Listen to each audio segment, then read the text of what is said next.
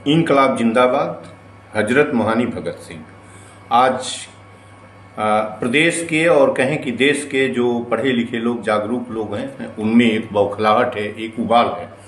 ये उबाल मोहम्मद अली जौहर विश्वविद्यालय, जो एक स्वतंत्रता संग्राम सेनानी थे, नेशनलिस्ट थे, शिक्षाविद थे, उनके नाम पर रामपुर में मोहम्मद आजम द्वारा बनवाया गया, जो पॉलिटिशियन हैं, एक पार्टी समाजवादी पार्टी के हैं, उस विश्वविद्यालय को गिराने का फरमान रामपुर के अथॉरिटी, विकास डेवलपमेंट अथॉरिटी ने कर दिया है।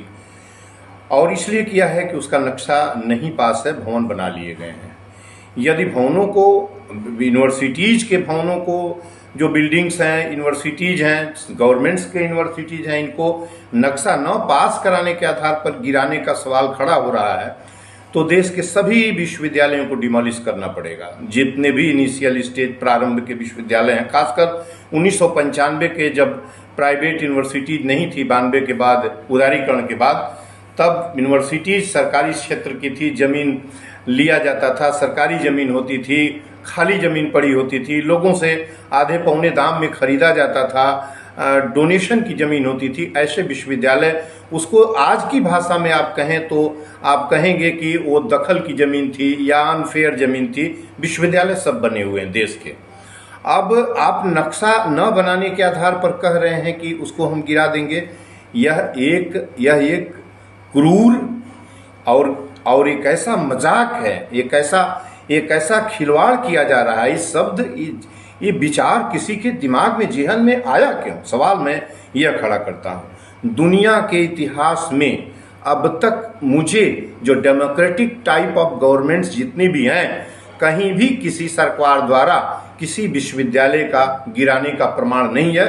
भारत में कहीं नहीं है। इस प्रदेश में फॉर द फर्स्ट टाइम ये फरमान ऑनरेबल सीएम की ओर से विकास प्राधिकरण, उनकी मंशा पर विकास प्राधिकरण ने जारी किया है। इसका मैं पुरजोर विरोध करता हूं और ये बताने की कोशिश करता हूं कि विश्वविद्यालय नहीं डिमोलिश होगा। मैं आप लोगों को, पूरे देशवासियों को, पूरे प्रदेशवासियों को और उसमें पढ़ने वाले लगभग 3000 बच्चों को और 100 आचार्यों को प्रॉमिस करता हूं कि विश्वविद्यालय नहीं गिरेगा। और वो विश्वविद्यालय गिरेगा तो देश का कौन विश्वविद्यालय महफूज बचेगा? सबकी बिल्डिंग गिरा दी जानी चाहिए। और एक तरफ सरकार अंधविश्वास, पाखंड, हिपोक्रेसी एंड सुपरस्टिशंस के टेम्पल्स बनवा रही है, और दूसरी तरफ विद्या के, रोशनी के केंद्र को तुम दफन करने की बात सोच रहे हो। अरे कहाँ ले जाने की, इस पीढ़ी को कहाँ ले जाओगे? मनुष्यता कहाँ जाएगी? ये किससे मैं पूछूं? और डेवलपमेंट अथॉरिटी अपना ये फरमान शीघ्र वापस कर ले। जिस डेवलपमेंट अथॉरिटी में छटे हुए लुटेरे इंजीनियर से लेके अथॉरिटी के chairman, deputy chairman, secretary, engineer, junior engineer, उसमें काम करने वाले, ये चंदे और चोरी पर जीते हैं। वेतन के अतिरिक्त इनको लूटपाट करना, किसान की जमीन, इतने रुपए में खरीद कर उस पर कितने कमीशन खोर और दलाल लोग हैं। ये लोग जौहर विश्वविद्यालय डिमोलिश कराने का ख्वाब देख रहे हैं, ख्वाब। और विश्वविद्यालय गिरेगा तो सरकार क्या मिनट बचेगी?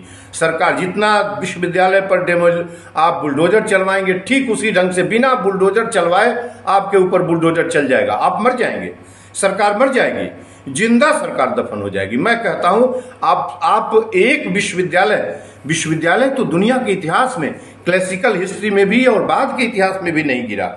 इस पर स्टॉप लगाएं।